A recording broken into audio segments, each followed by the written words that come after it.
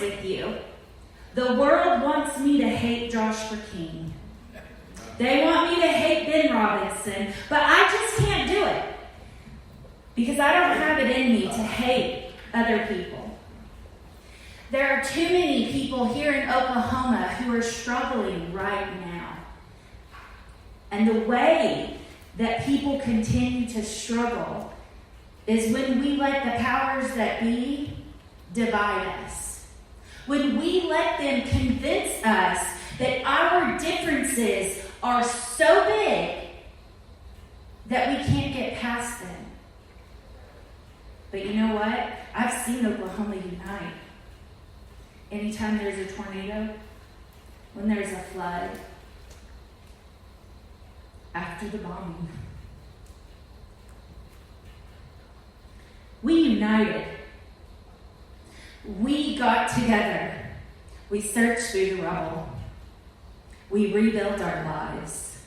We depend upon our neighbors. And we always come back stronger. And there are people in this world who don't like that because it doesn't serve them.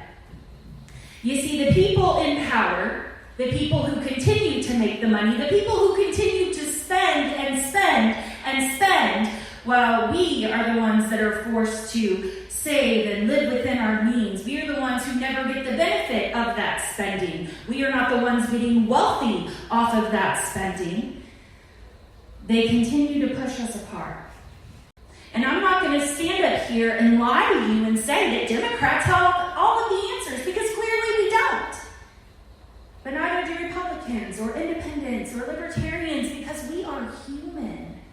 We are prone to failure. We are prone to thinking that we can do more than we can with something. We overpromise and underdeliver at times. But I firmly believe that as long as we continue to try and form that more perfect union, we are going to get there. But we have to be united as the United States of America. We have to come together as Oklahomans. We have to come together as neighbors and as a community. And I feel like we have too many politicians in Washington who care more about their image on the news than they care about doing the work of the people. And we see them taking money from special interest groups and slipping in midnight riders and slipping in pieces of information that are going to help very specific people that they are beholden to. But if I were elected, I would want to do what I do best, which is to refine a process. We have a lot of problems facing us in our district and across the country. But the problem is the polarization keeps us from coming to the table to hash out our differences and try to work together. Our ability to collaborate is like a muscle that has atrophied.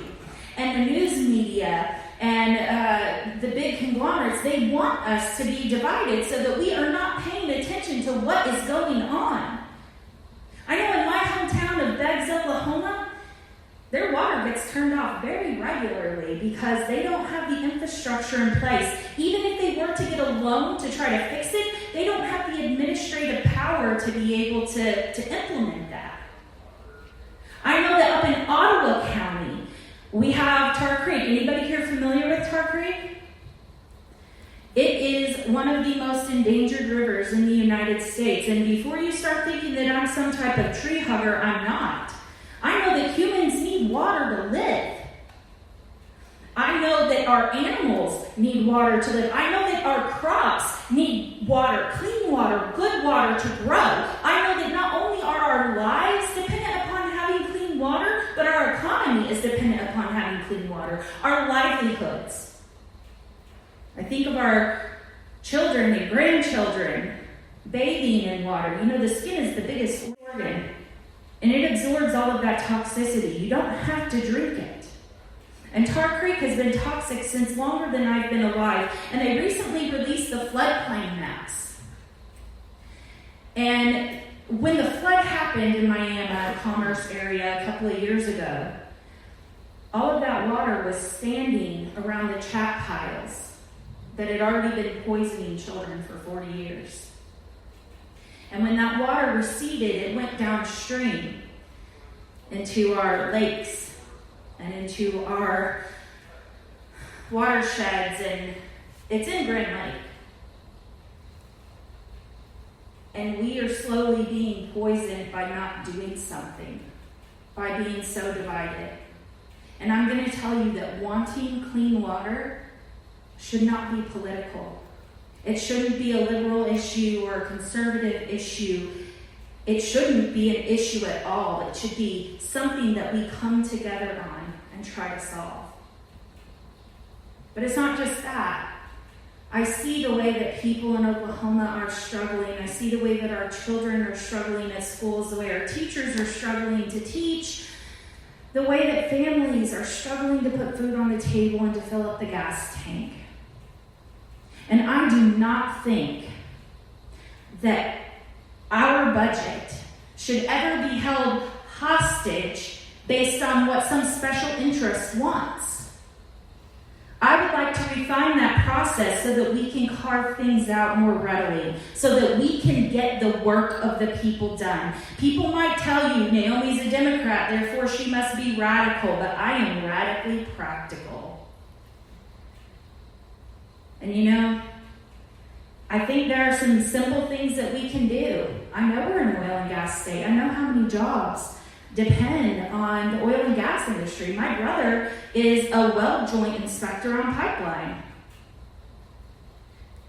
But I also know that my grandma said we shouldn't put all of our eggs in one basket. It's smart, it is practical for us to try to diversify our energy in this country.